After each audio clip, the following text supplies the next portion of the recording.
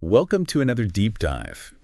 Have you ever wondered, why some products or ideas, just explode in popularity? Yeah, you see it all the time, right? Some things just seem to catch on like wildfire, and others, well, they just kind of fizzle out. And it can't just be luck, right? I mean, there's got to be something more to it than just being in the right place at the right time. Exactly. There's actually a science behind it, a Yeah. whole set of principles that can actually make things, ideas, products, messages more contagious. So you're saying there's like a recipe for virality. Tell me more. It's not quite a recipe, but there are these underlying patterns we see again and again in things that catch on.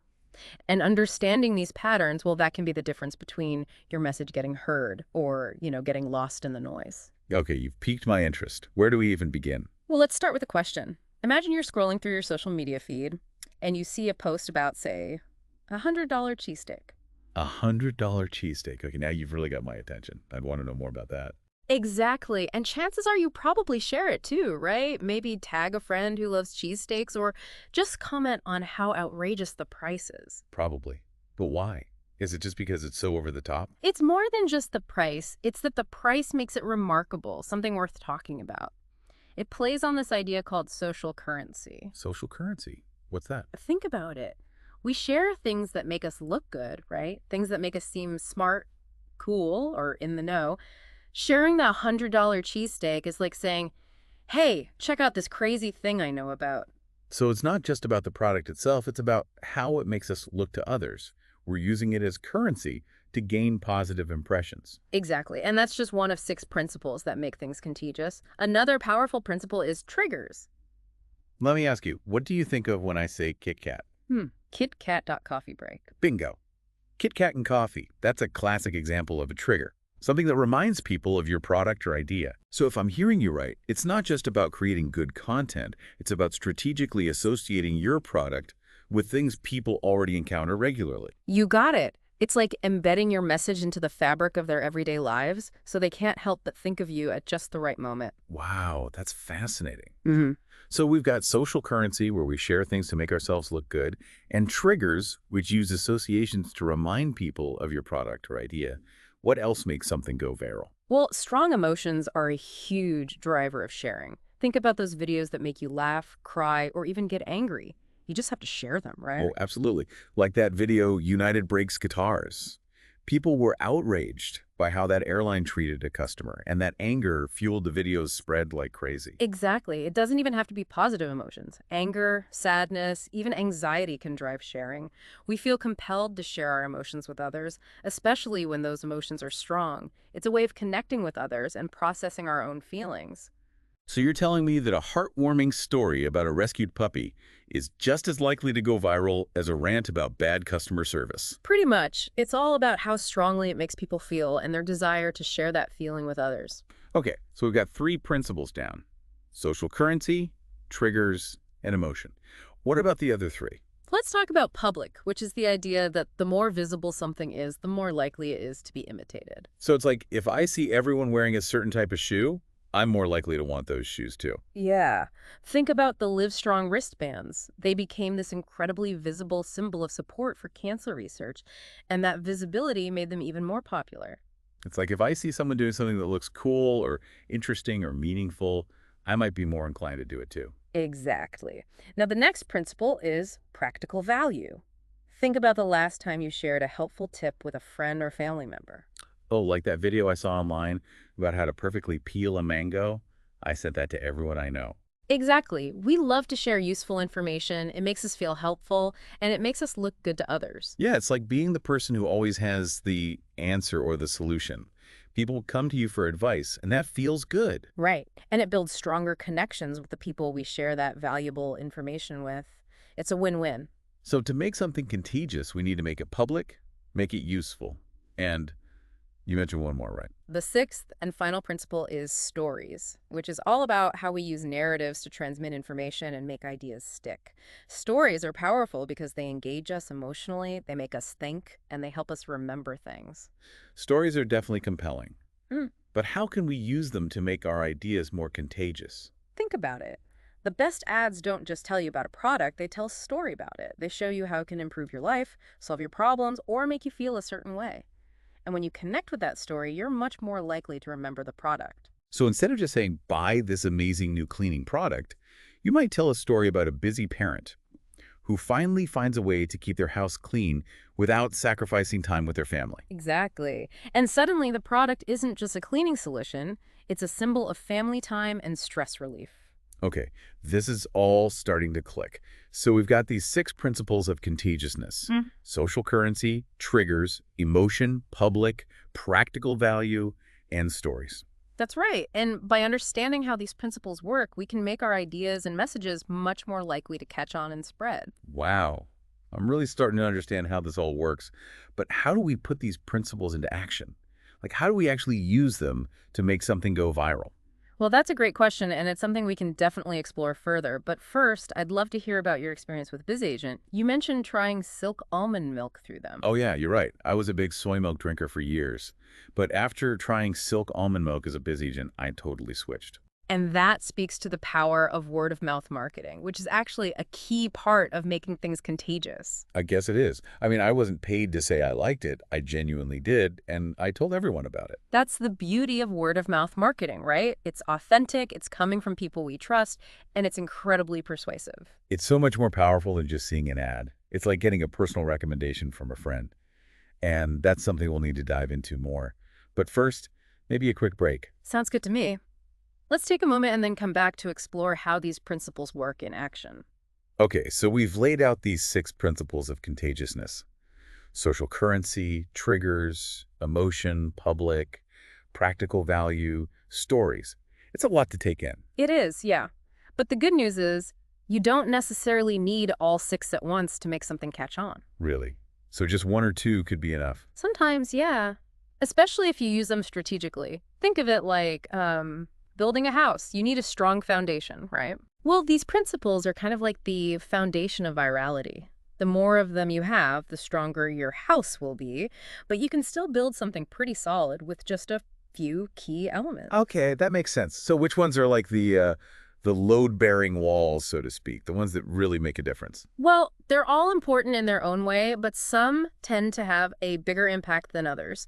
Triggers, for example, are super powerful. Oh yeah, we talked about the Kit Kat and coffee break example. Exactly. But triggers can be so much more than just that. Think about like the smell of freshly baked bread. Mmm. Now you're making me hungry. Right. That smell instantly triggers a craving, doesn't it? And bakeries know this. That's why they often vent that smell out onto the street. So they're using that sensory trigger to get people in the door. Exactly. Or think about the sound of an ice cream truck. As soon as you hear that music, you instantly think of summer and ice cream. And you want ice cream. Exactly. Yeah. Those sounds, smells, even sights, they act as triggers that bring your product or idea to mind at just the right moment. Okay, I'm starting to see how powerful this can be. So how do we figure out the right triggers to use? Like if I'm promoting a new fitness app, what kind of trigger would work? Well, you'd want to think about when people are most likely to be thinking about fitness, maybe right after they wake up or during their lunch break, and then find ways to link your app to those moments. So like maybe an ad that pops up on their phone during their commute with Yeah. a message about squeezing in a quick workout. Exactly. Or maybe you partner with a popular fitness influencer who posts about your app at those specific times. I get it. It's about being strategic and finding those moments when your message is most likely to resonate. Right. It's not just about creating good content. It's about making sure that content reaches people at the right time in the right context. Okay, triggers check. What about emotion? We talked about how strong emotions make people want to share things, but how do we actually evoke those emotions in a way that feels, authentic? That's a great question because no one wants to feel like they're being manipulated, right? Definitely not. The key is to focus on genuine human experiences, things that we all connect with on an emotional level. Like think about those videos of soldiers returning home from deployment and surprising their families. Oh, those always get me. Right. Those videos tap into these universal feelings of love, joy, relief. And those are the kind of emotions that make people want to share because they're so powerful and relatable. So instead of trying to, force an emotional response, we should focus on stories and experiences that evoke genuine emotions naturally. Exactly. Think about your brand's values, the problems you solve for your customers, the positive impact you have on the world. Those are all potential sources of emotional connection. So, like, if I'm a company that makes eco-friendly products, I could tell stories about the people who make those products Mm. or about the environmental impact they have. Exactly. And those stories would resonate with people who care about those issues, making them more likely to connect with your brand on an emotional level. And hopefully share your message with others. Exactly. Now, let's move on to practical value, which is all about making yourself useful. People love sharing helpful tips, advice, information that makes their lives easier or better. Oh, like that website that has like a million life hacks for everything from cleaning your house to organizing your closet. Exactly. Or those YouTube channels that teach you how to fix things around the house.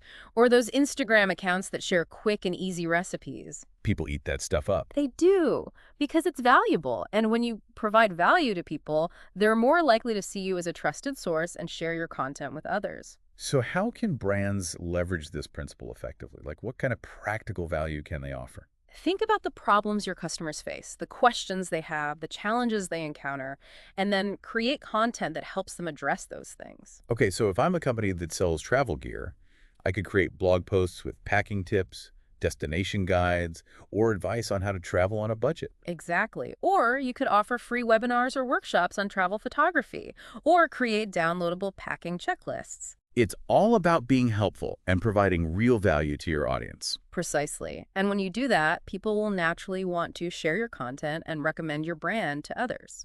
Okay, so we've still got two more principles to unpack: public and stories. Where do we even begin? Well, public is all about making things visible, right? The idea that if something is easy to see and observe, it's more likely to be imitated. Right, like those I voted stickers everyone wears after they, well, vote. Exactly. They're not just showing their civic pride, they're also signaling to others that voting is important and normalizing the behavior. So how do we use this principle, public, to make other things catch on, like things that aren't as naturally public as voting? Well, one way is to create visual cues that represent your idea or message. Think about the pink ribbon for breast cancer awareness. Oh yeah, that's a powerful one. Right. That simple pink ribbon is instantly recognizable, and when people wear it, they're not just showing their support, they're also raising awareness and encouraging others to do the same. So it's about finding ways to make your message visible in a way that's easy for people to, like, adopt and share. Exactly. It's like creating a visual shorthand for your idea. And the more people see it, the more likely it is to become part of the cultural landscape. That makes sense. Okay, last but not least, we've got stories. We've already talked about how powerful stories can be for conveying information, but how do we use them to make our ideas more contagious? Well, think about the stories you love, the ones you tell over and over again, the ones that really stick with you. What do they all have in common? Hmm. They usually have relatable characters, maybe a conflict or a challenge to overcome, and a satisfying resolution. Exactly. And those are the same elements that make a story contagious. When we can see ourselves in the characters, when we feel invested in their journey, we're much more likely to be moved by the story and to share it with others. So if I want to create a contagious story for, say, my new line of organic skincare products, I might tell a story about someone who struggled with skin problems and finally found relief using natural ingredients. That's a great example. You're not just talking about the product, you're telling a story about transformation, about overcoming a challenge and finding a solution. And people connect with those stories. They're like little mini dramas that draw us in and make us feel something. Exactly. And when we feel something, we're more likely to remember it, to talk about it, to share it with others. Wow, this is all so fascinating. So to recap, we've got these 6 principles of contagiousness: social currency, triggers, emotion, public, practical value, and stories.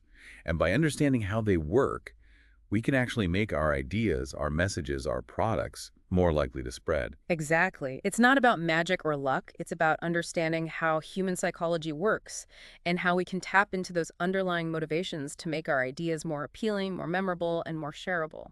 So what's the one key takeaway you'd want our listeners to remember? I'd say the next time you see something go viral, don't just think, oh, that's cool. Think about why it went viral. Which of these principles are at play? How are they being used? And how can we use them to make our ideas more contagious? Exactly. Start paying attention to the patterns, to the elements that make things stick. And then use that knowledge to craft your own compelling stories, your own memorable messages, your own irresistible offers. I love that. Uh, So it's not just about being passive consumers of information. It's about becoming active creators of contagious content. Absolutely. We all have the power to make things catch on. We just need to understand the tools at our disposal. Well, thank you so much for sharing your expertise with us today. This has been an incredibly insightful deep dive into the world of contagiousness. My pleasure. Always happy to talk about the science of making things stick. And to our listeners, thanks for joining us. We hope this episode has given you some new ideas and insights to help you make your ideas catch on and spread.